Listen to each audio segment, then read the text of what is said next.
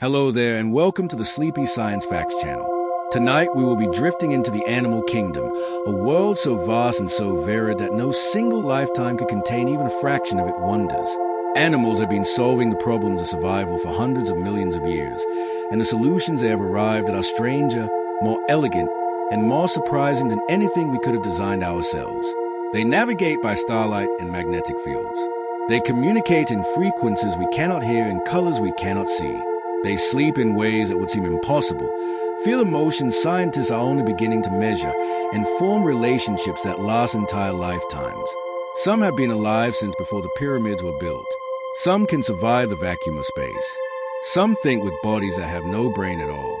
This is a world that shares the planet with us completely, yet remains in so many ways unknown. After centuries of observation and study, our understanding of animal life has deepened enormously. Yet every answer opens a door to something we did not think to ask before.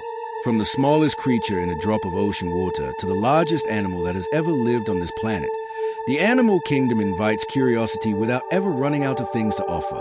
If you enjoy these gentle journeys, I invite you to like, subscribe, or share a thought below. It helps others find their way here too, one sleepy soul at a time. But for now, all you need to do is relax. Let your body soften and allow your breathing to slow and allow the day to gently fade away as we explore the mysteries of the animal kingdom together. Let's begin. The blue whale is the largest animal that has ever lived on Earth, and its scale is genuinely difficult to hold in the mind.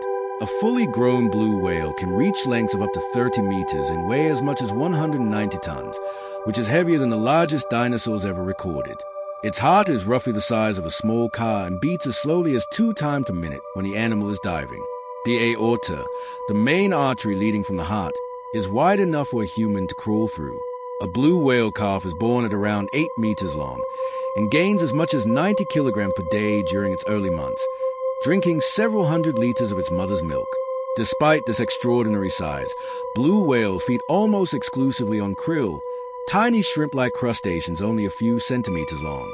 They take enormous mouthfuls of water and force it through plates of baleen, filtering out the krill in quantities of up to 4 tons per day during peak feeding season. The sounds blue whales produce are among the loudest made by any animal and can travel for hundreds of kilometers through the ocean. They were hunted nearly to extinction during the 20th century, and their populations, while recovering, remain a fraction of what they once were. The largest creature this planet has ever produced nearly disappeared within a single human generation. Tardigrades are microscopic animals that can survive conditions that would kill almost everything else, and they have been doing so for hundreds of millions of years. Also called water bays or moss piglets, tardigrades are found in nearly every habitat on Earth, including deep ocean sediments, hot springs, Antarctic ice, rainforests, and the tops of mountains. They are typically less than a millimeter long and are visible only under a microscope, where they reveal a surprisingly bear-like body with 8 stubby legs and a rounded form that is oddly endearing. When conditions become too harsh, tardigrade can enter a state called cryptobiosis, pulling their legs inward, losing nearly all their body water, and reducing their metabolism to less than 1% of its normal rate. In this dried, dormant state, they can survive temperatures from nearly absolute zero to over 150 degrees Celsius, pressures 6 times greater than the deepest ocean trench, radiation levels that would be lethal to any other known animal, and the vacuum of space. They have survived all 5 major mass extinctions. Tardigrades have been sent into orbit and exposed to open space for 10 days, and some survived. They have been found alive in samples of Antarctic ice that have been stored in a museum for 30 years. If there is a definition of indestructible in biology, the tardigrade holds a reasonable claim to it. Crows and ravens are among the most intelligent animals on Earth, and their cognitive abilities continue to surprise researchers. Members of the corvid family, which includes crows, ravens, jays, and magpies, have brains that are large relative to their body size and are structured in ways that support complex cognition despite being very different from mammalian brains. Crows have been observed making and using tools in the wild, bending wire into hooks to retrieve food from containers, a behavior that requires planning and an understanding of how objects work. New Caledonian crows can solve multi-step puzzles that require using one tool to obtain another tool needed to reach the actual food reward, demonstrating a form of planning that was long thought to be exclusive to great apes and humans. Ravens have been shown to plan for future needs, setting aside food or tools for situations they anticipate but have not yet encountered. They also appear to understand the concept of fairness and will refuse a less desirable reward if they have observed another raven receive a better one for the same task. Corvids can recognize individual human faces and remember them for years. They have been documented holding what appear to be funeral gatherings when a member of their group dies, during which other crows assemble and fall silent. Whatever is happening in those gatherings, it suggests a relationship to death that goes beyond simple stimulus and response. Elephants grieve their dead, remember individuals they have not seen for decades, and appear to experience something recognizable as joy. The emotional and cognitive lives of elephants have been studied closely over many decades, and the evidence for rich inner experience continues to accumulate. Elephants return to the bones of deceased family members and spend time touching and examining them with their trunks, sometimes standing in silence for extended periods. They show particular interest in the skull and tusks and have been observed returning to the same remains year after year. When a family member dies, the group often stays with the body for days before moving on. Elephants demonstrate self-recognition in mirrors, passing the test that is commonly used to indicate self-awareness and that is passed by very few species. They cooperate to solve problems, show empathy toward injured group members, and have been documented adopting and caring for orphan calves from other family groups. Their memories are long and specific. Elephants that have spent time working alongside humans have been reunited with those humans after more than 20 years and recognize them by voice alone. The social bonds within elephant family groups are deep and long-lasting, maintained through a complex communication system that includes vocalizations below the range of human hearing that can travel several kilometers through the ground. The mantis shrimp has the most complex visual system of any known animal, and it perceives a version of the world that is entirely beyond human imagination. Human eyes have 3 types of color-sensitive cells, giving us the ability to see the range of colors we experience. The mantis shrimp has 16 types of color-sensitive cells, including receptors sensitive to ultraviolet light and to the polarization of light, neither of which humans can perceive at all. Rather than blending all this information into a rich combined image as human vision does, the mantis shrimp's visual system appears to process these channels more separately, making rapid categorical decisions about what it is seeing rather than building a detailed combined picture. This means their experience of color may be quite different from the richer blending that human vision produces, though the full story of how they use all those channels is still being studied. What is clear is that they can perceive things we cannot detect without instruments. Beyond its vision, the mantis shrimp is also remarkable for its strike. It attacks prey with a club-like appendage that accelerates faster than a bullet, generating a cavitation bubble that briefly reaches the temperature of the surface of the sun. The strike is powerful enough to break aquarium glass. The club itself, made of a biological composite material that absorbs these repeated impacts without fracturing, has inspired engineering research into new impact-resistant materials. Wolves change rivers. The reintroduction of wolves to Yellowstone National Park in 1995 triggered a cascade of changes that reached all the way to the behavior of rivers. Before the wolves returned, the park's elk population had grown large and grazed heavily along riverbanks, stripping vegetation and destabilizing the soil. When wolves arrived, they began hunting elk, but equally importantly, they changed where elk chose to graze. Elk began avoiding open riverbanks and valley floors where they were vulnerable to predation, allowing vegetation to recover in those areas. The recovering vegetation stabilized the riverbanks, reduced erosion, and changed the shape and course of several rivers, making them narrower, deeper, and straighter in some sections and more meandering in others. Beaver populations increased as willows and aspens recovered, and the dams they built created ponds and wetlands that supported new species. Bird populations recovered. Fish populations recovered. The entire ecosystem shifted because the presence of a predator changed not just the numbers of prey but their behavior across the landscape. This kind of ecological effect, where the influence of one species propagates through an entire system in unexpected ways, is called a trophic cascade. The return of wolves to Yellowstone became one of the most studied examples of this phenomenon, and it demonstrated that the absence of a predator can be as ecologically damaging as hunting or habitat loss. Octopuses have 3 hearts, blue blood, and neurons distributed so widely through their arms that each arm can act semi-independently. 2 of the 3 hearts pump blood to the gills, while the 3rd pumps it to the rest of the body. The blood is blue because it uses hemocyanin, a copper-based molecule. to carry oxygen rather than the iron-based hemoglobin that makes vertebrate blood red. Hemocyanin is less efficient than hemoglobin in warm conditions, but works better in cold, low-oxygen environments like the deep sea. Of the roughly 500 million neurons in an octopus, about two-thirds are located in the arms rather than in the central brain. This means an arm can taste, touch, and respond to its local environment without waiting for instructions from the brain, effectively giving each arm a degree of autonomy. An octopus that has an arm severed will have that arm continue to reach for food for up to an hour after separation. The distributed intelligence of an octopus is not simply a curiosity. It represents a fundamentally different architecture for cognition, one that evolved independently from the centralized brain model seen in vertebrates. Octopuses are also the only invertebrates known to show REM-like sleep, during which their skin flickers through rapid color changes that may indicate they are experiencing something like dreams, replaying hunts or explorations from their waking hours. The monarch butterfly migrates up to 4,800 kilometers from Canada to a specific forest in central Mexico, and no individual butterfly makes the journey twice.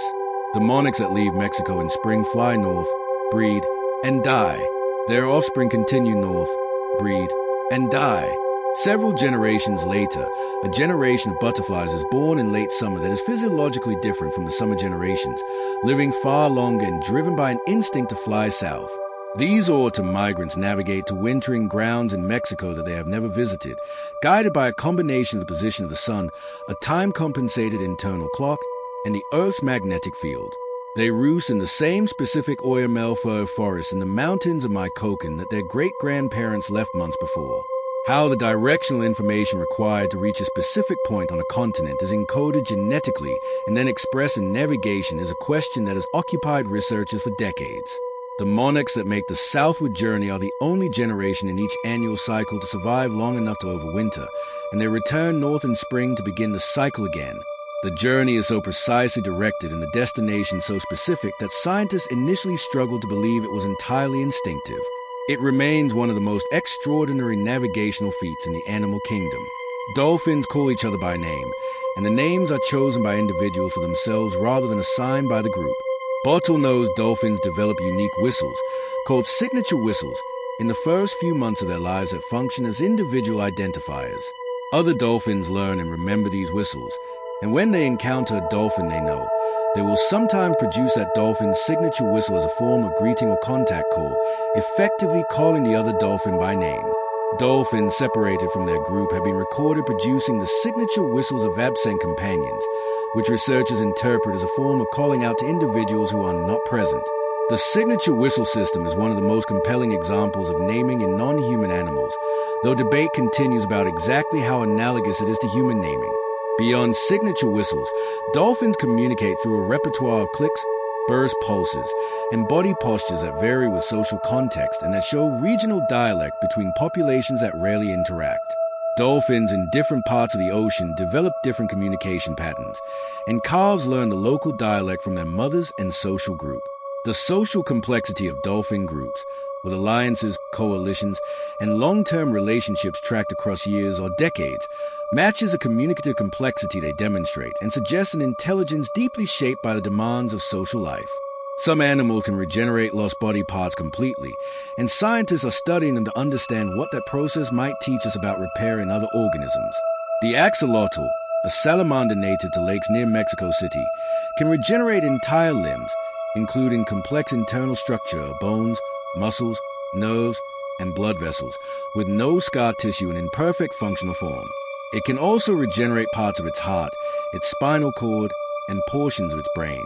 The process involves dedifferentiation, in which mature, specialized cells revert to a more primitive state and then redifferentiate into the types needed to rebuild the missing structure. The axolotl genome has been sequenced and is extraordinarily large, roughly 10 times the size of the human genome. Researchers are working to identify the specific mechanisms that allow this regeneration in the hope of understanding why similar processes are suppressed in mammals. The planarian flatworm is another remarkable example, capable of regenerating its entire body from a fragment as small as 1/279th of its original size. Cut a planarian into pieces, and each piece will grow back into a complete worm. Decapitate one and it grows a new head, complete with a brain, within about a week. The new brain recovers the memories a worm had before decapitation, suggesting that memory in these animals is stored in a distributed way throughout the body rather than only in the head. Some fish can walk on land, climb waterfalls, and breathe air, and they offer a living glimpse into one of the most important transitions in the history of animal life. The mudskipper is a fish that spends much of its time out of water, using its pectoral fins as primitive limbs to haul itself across mudflats and mangrove roots. It breathes through its skin as long as it remains moist and can absorb oxygen from the air through a highly vascularized mouth cavity. It builds burrows in the mud, guards territory, courts mates through elaborate displays performed on land, and raises its young in air-filled chambers below the waterline. The climbing perch of South and Southeast Asia can also travel across land, using its gill covers and fins to lever itself forward, and can survive for several days out of water. The Hawaiian stream goby climbs the faces of waterfalls using a specialized sucker formed from its pelvic fins, ascending waterfalls over 100 meters tall to reach the freshwater pools above. These fish are not primitive or failed. They are highly specialized for the environments they occupy, but they remind us that the transition from aquatic to terrestrial life, which happened in our own distant ancestry around 375 million years ago, required a set of adaptations that some lineages of fish have independently arrived at or approached in their own ways in the time since. Some birds use tools as part of the most sophisticated hunting strategies seen outside of human and great ape behavior. The New Caledonian crow fashions tools from plant material with a precision and variety that has no parallel in non-human animals outside of the great apes. They craft hook probes from branching twigs, select the most effective side of a barb leaf, and can even make compound tools by joining two shorter elements to reach food that neither could reach alone. But tool use in birds extends beyond corvids. The burrowing owl decorates the entrance to its burrow with dung from other animals to attract dung beetles, which it then eats, turning the waste of other creatures into a lure for its own prey. Herons have been observed dropping insects' feathers and bred onto the surface of water to attract fish, using bait that they did not come across naturally but that they identified as effective and sought out deliberately. Egyptian vultures throw stones at ostrich eggs to crack them open, selecting appropriately sized stones with apparent purpose. The breadth of tool use across the bird family, in species with very different brain structures and evolutionary histories, suggests that the capacity for this behavior is not the exclusive property of any particular lineage, but emerges wherever the cognitive and ecological conditions for it align. The electric eel is not an eel, can produce shocks strong enough to stun a horse, and has recently been found to use its electricity in a way that resembles remote control. The electric eel is actually a knife fish, more closely related to catfish than to true eels, despite its elongated shape. Its body contains 3 specialized electric organs that together make up about 80% of its total length.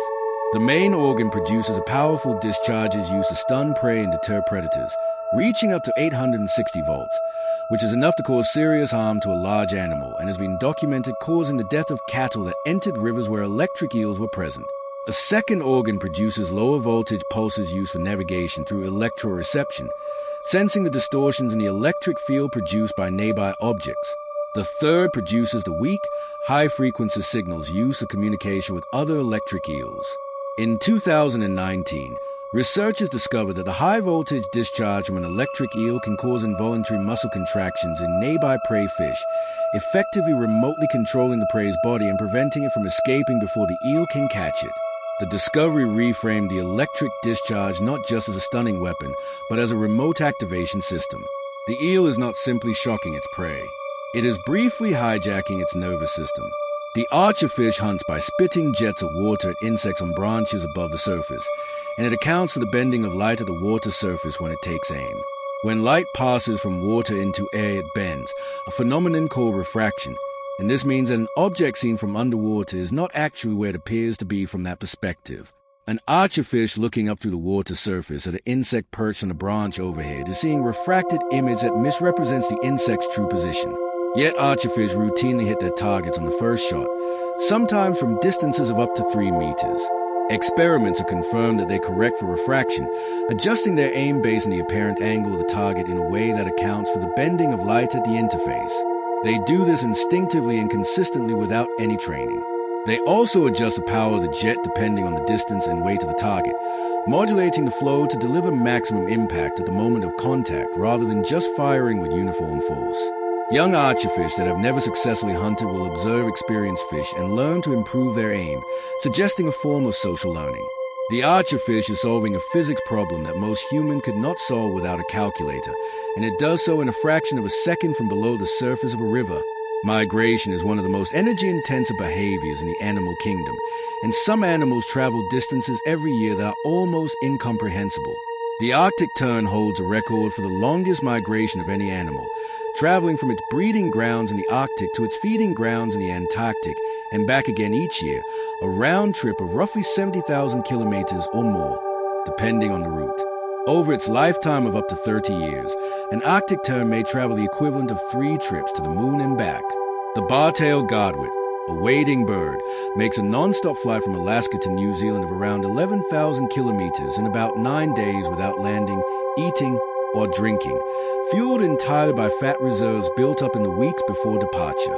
Before taking off, the bird's digestive organs shrink in size to reduce weight, and its flight muscles and heart increase in size to power the journey.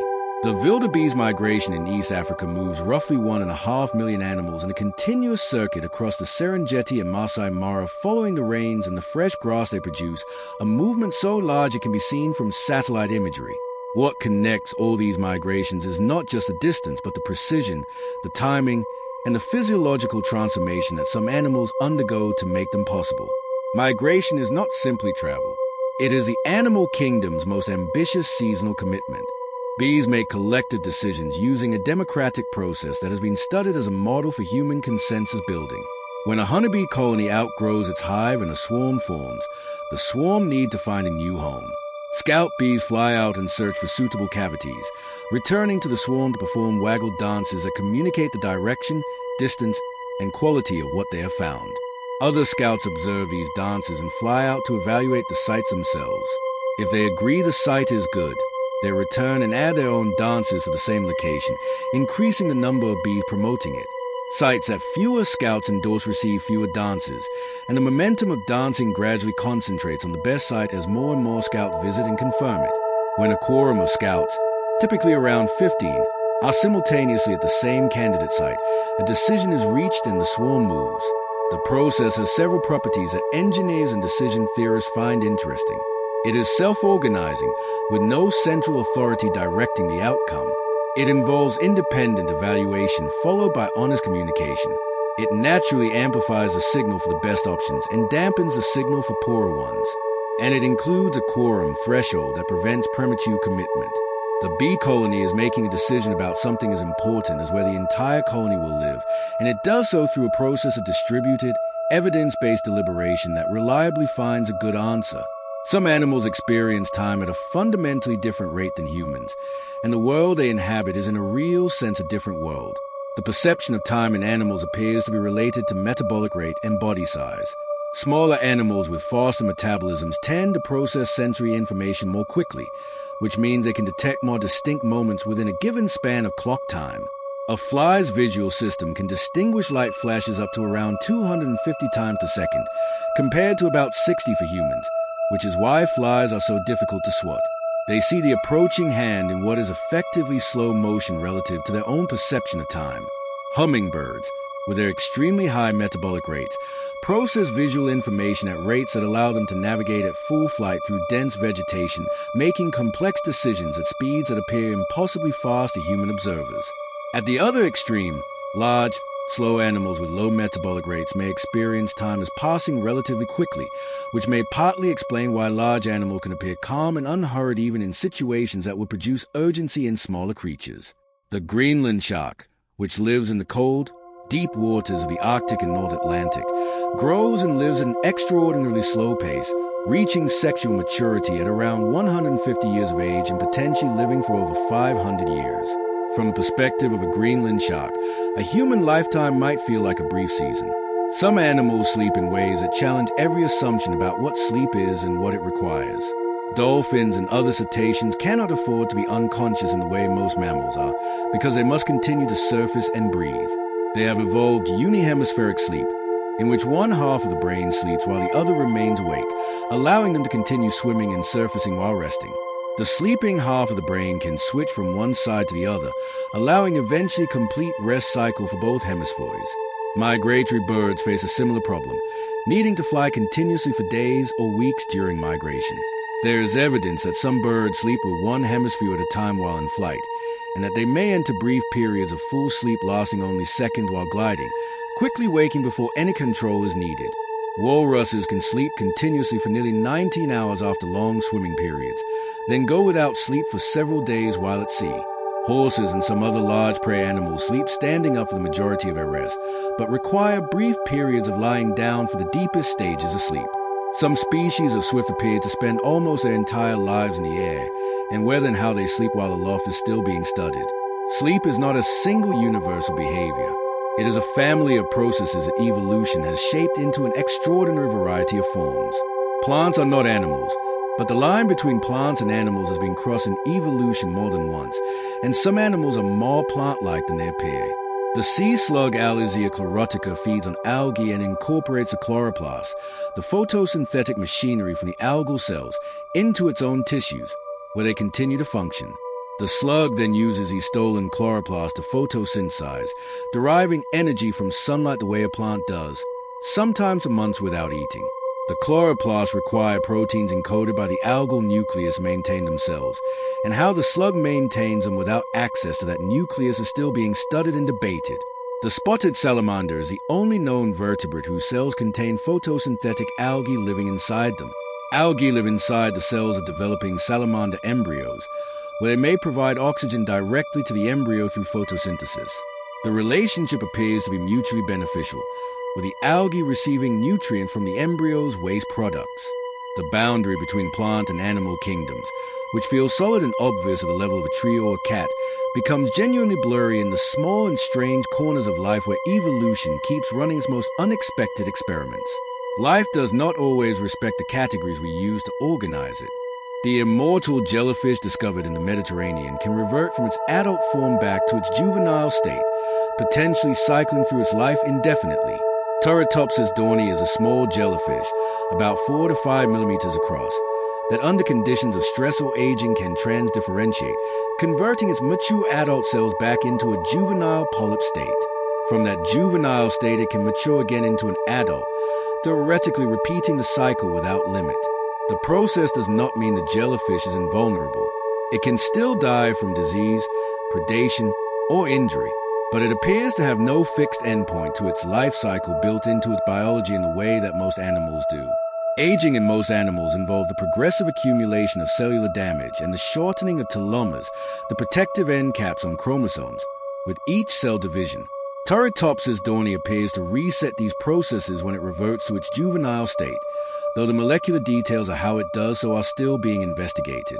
The discovery has attracted significant interest in the context of aging research, not because anyone expects to replicate the process directly in humans, but because understanding the molecular mechanisms involved might illuminate the fundamental biology of cellular aging. The jellyfish is not simply old. It is a biological question about what aging actually is and whether it is inevitable. The pistol shrimp produces one of the loudest sounds in the ocean by snapping its claws so fast that a bubble forms and then collapses. The snap of the pistol shrimp's specialized claw accelerates water so quickly that the pressure behind it drops below the vapor pressure of water, causing a cavitation bubble to form in the water. When the snap is complete and the pressure equalizes, this bubble collapses almost instantaneously, producing a flash of light, a pressure wave, and a temperature spike inside the bubble that briefly approaches the surface temperature of the sun, exactly as a mantis shrimp strike does. The sound produced by the collapsing bubble reaches around 218 decibels, making it one of the loudest biological sounds in the ocean. The pressure wave stuns or kills the small fish or invertebrates that the pistol shrimp is hunting, allowing it to capture prey much larger than itself. In areas where pistol shrimp are abundant, the collective snapping of their claws forms a crackling background noise that was used during the Second World War as acoustic camouflage for submarines, which would hide beneath a layer of shrimp noise to confuse hydrophone detection. A small crustacean not much longer than a finger is producing a sound loud enough to disrupt naval operations, generating a flash of light, and briefly approaching stellar temperatures, all in a snap lasting less than a millisecond. Some animals have adapted to living in darkness so complete that they have lost eyes entirely over evolutionary time, replacing sight with other senses that have become extraordinarily refined. The Mexican tetra, also called the Mexican blind cavefish, exists in two forms: a surface population with normal eyes and vision, and a cave-dwelling population that is completely blind, with no functional eyes and skin growing over where the eye sockets would be. The loss of eyes in the cave population happened multiple times independently in different cave systems, suggesting that natural selection actively favors the loss rather than simply tolerating it. The leading explanation is that eyes are metabolically expensive, and developing them costs energy that in a dark environment produces no benefit. Diverting the developmental energy and tissue toward other purposes is advantageous, and cavefish show enhanced lateral line systems for detecting water movement and pressure changes, improved jaw size and dentition for processing the limited food available in caves, and larger numbers of taste buds covering their bodies for detecting chemicals in the water. The cave and surface populations can still interbreed when brought together, and their hybrid offspring sometimes show intermediate characteristics. Evolution in these caves has been running a long, slow experiment in what happens when you remove light from an animal's world and observe what grows into the space that vision leaves behind. The migration of salmon from ocean to river and back is one of the most extraordinary physiological transformations in the animal kingdom. Salmon are born in freshwater rivers, migrate to the ocean where they grow to maturity over several years, and then return to the precise river and often the exact tributary where they were born to spawn. The return journey can involve swimming upstream for hundreds of kilometers, leaping waterfalls, and navigating through a landscape that the fish last experienced as a juvenile several years earlier. During this return, the salmon undergoes dramatic physical changes. Its digestive system shuts down, and its body begins to metabolize its own muscles and organs to fuel the journey. In some species, the skin changes color dramatically and the jaw reshapes into a hooked form. The fish is effectively consuming itself to complete its journey, and in Pacific salmon species, the adults die after spawning, their decomposing bodies fertilizing the river and providing nutrients that will feed the next generation. The navigation relies heavily on smell. Salmon imprint on the specific chemical signature of their birth river as juveniles and use that remembered scent to navigate home after years in the open ocean. Magnetic field sensing guides the ocean portion of the journey, but the final approach is directed by a chemical memory so precise that salmon have been documented finding their way back to streams so small they barely qualify as waterways. The bombardier beetle defends itself by firing a boiling chemical spray from its abdomen, and the mechanism it uses has no equivalent in any other animal. When threatened, the bombardier beetle mixes two chemicals stored in separate chambers in its abdomen, hydroquinone and hydrogen peroxide, in a reaction chamber containing catalytic enzymes. The resulting chemical reaction is exothermic and produces a liquid that reaches 100 degrees Celsius almost instantaneously.